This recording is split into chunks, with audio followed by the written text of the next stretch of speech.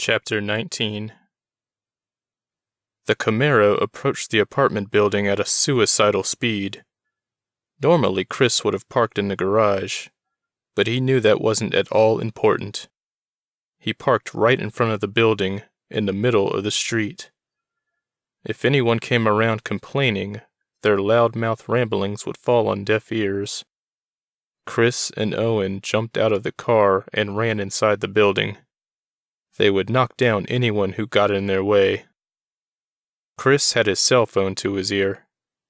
"He's not picking up," he said to Owen. They ran up the stairs. Owen wished they'd gotten something closer to the ground floor, but it had been Alyssa who'd paid for the place. She had insisted on the top floor. Thinking of her acted as fuel.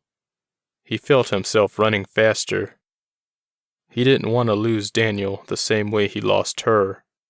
He ran right past Chris and was the first to reach their place. Chris heard Owen scream. He didn't dare come any closer. He wasn't sure if he could handle what was inside. If it made Owen scream like that, then it must have been bad. Owen backed away from the door. Chris stepped forward. He was the leader. He had to face whatever it was, but he knew Daniel was dead. He knew it without seeing. Then he saw. His eyes confirmed what his brain already concluded moments earlier. Daniel's body was lying motionless on the floor of the armory. Blood was pooling around him. Owen and Chris walked over to their friend. They noticed his eyes were wide open, but he was smiling.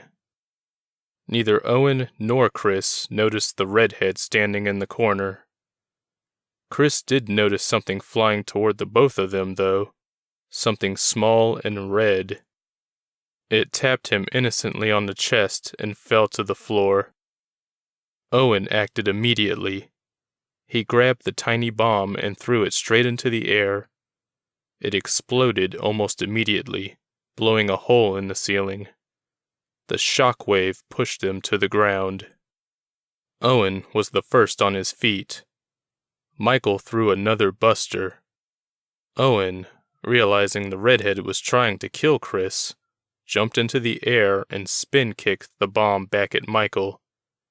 It exploded, sending him out the window he'd been standing in front of. Chris and Owen ran to the window and looked down at the street. Michael had landed on Chris's Camaro.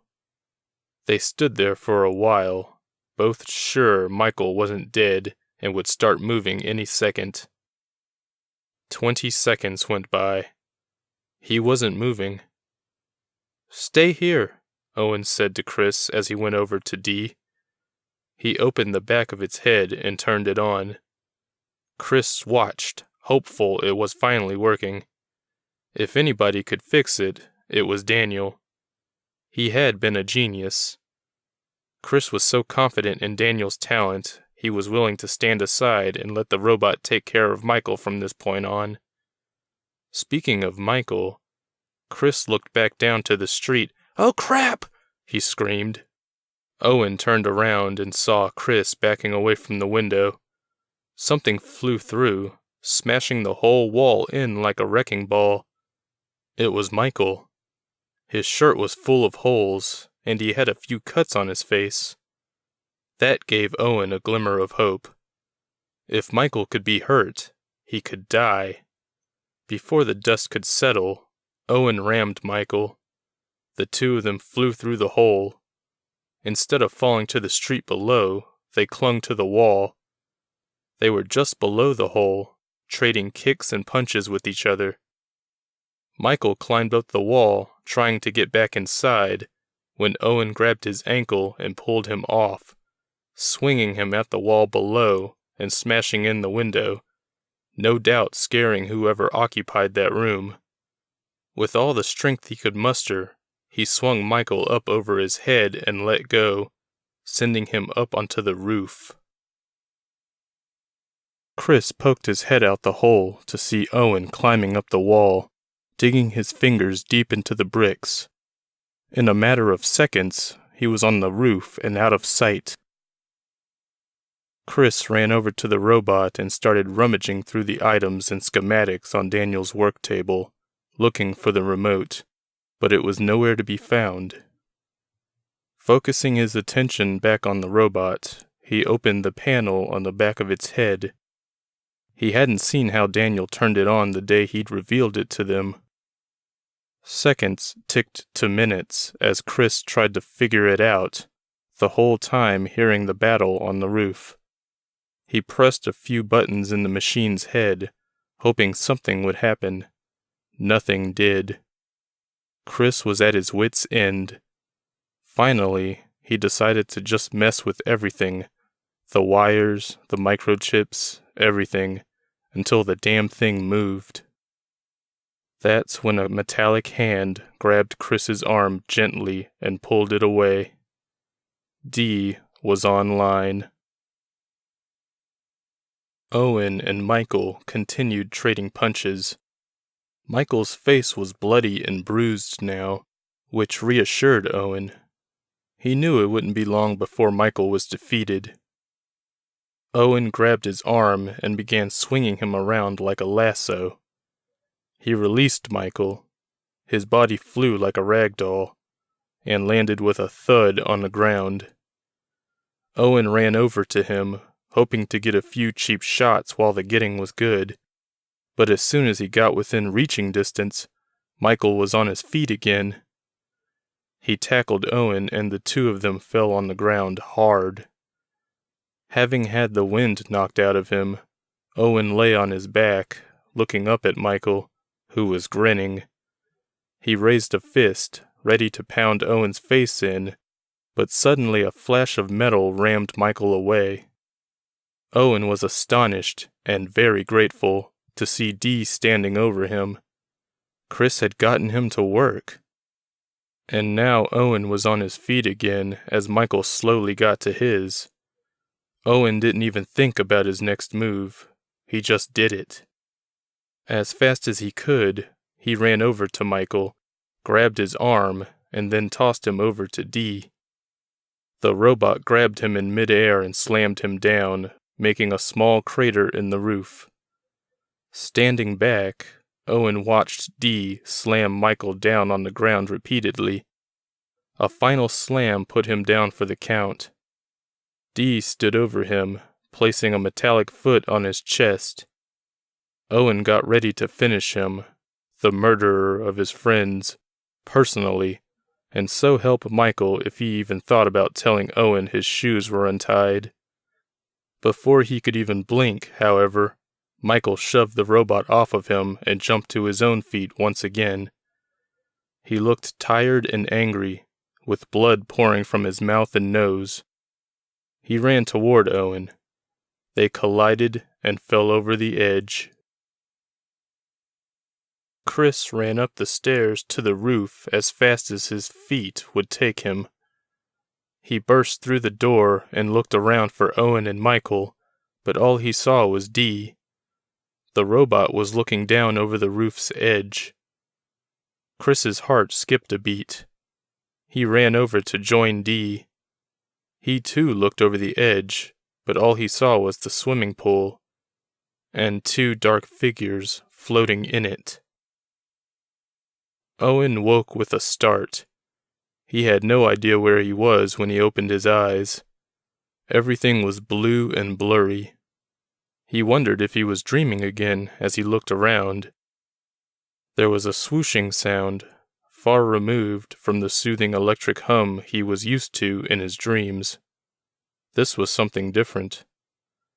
He suddenly caught a glimpse of something in the corner of his eye. Someone was floating toward him. Someone with red hair and murder in his eyes. Michael. Owen realized where he was and what was happening. He and Michael had fallen into the Olympic-sized community pool. There was shattered glass from the skylight floating in the water.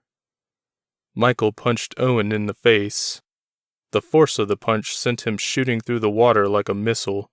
and he hit the side of the pool so hard it cracked the concrete. Any air he had left in his lungs was forced out by the collision.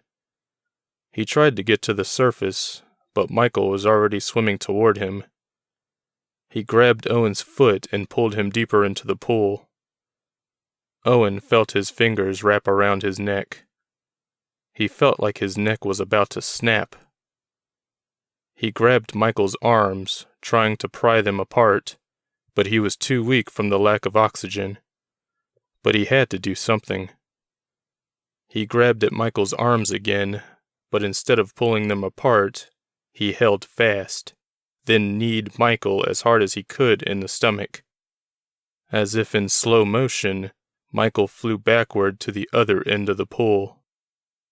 Owen crawled out of the water while he had a chance and lay down on the concrete, too tired to run away. He was gasping for air. Chris tore down the stairs to the ground floor. He had told Dee to go back to the room and stay there. He didn't want anyone seeing the robot. He finally made it to the pool. He looked around and spotted a dark figure lying next to it, breathing heavily. He could tell immediately it was Owen. He rushed over and kneeled down next to him. "Owen, are you all right?"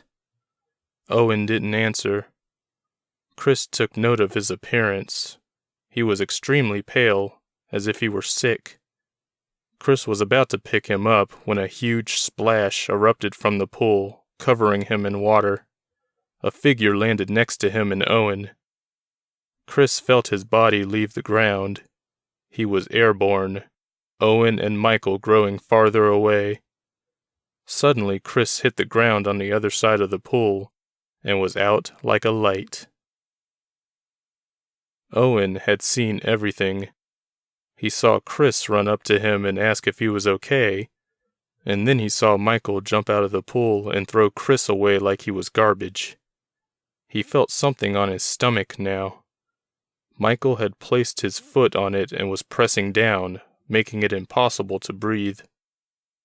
Owen tried to push the foot away, but he was too weak. A bright light began clouding his vision. Suddenly, the pressure was gone. Michael looked at something in the background. He looked back down at Owen. "Don't go anywhere," he said, and was gone in a flash. Now Owen saw something else. He wasn't sure what it was. It hovered over him, white and misty, completely indistinct. It almost looked like a ghost. He knew now he was dying. What he thought to be his spirit, his soul, was floating away from his body. He reached up to grab it. He could feel it in his fingers. It was warm to the touch. It was like grabbing water.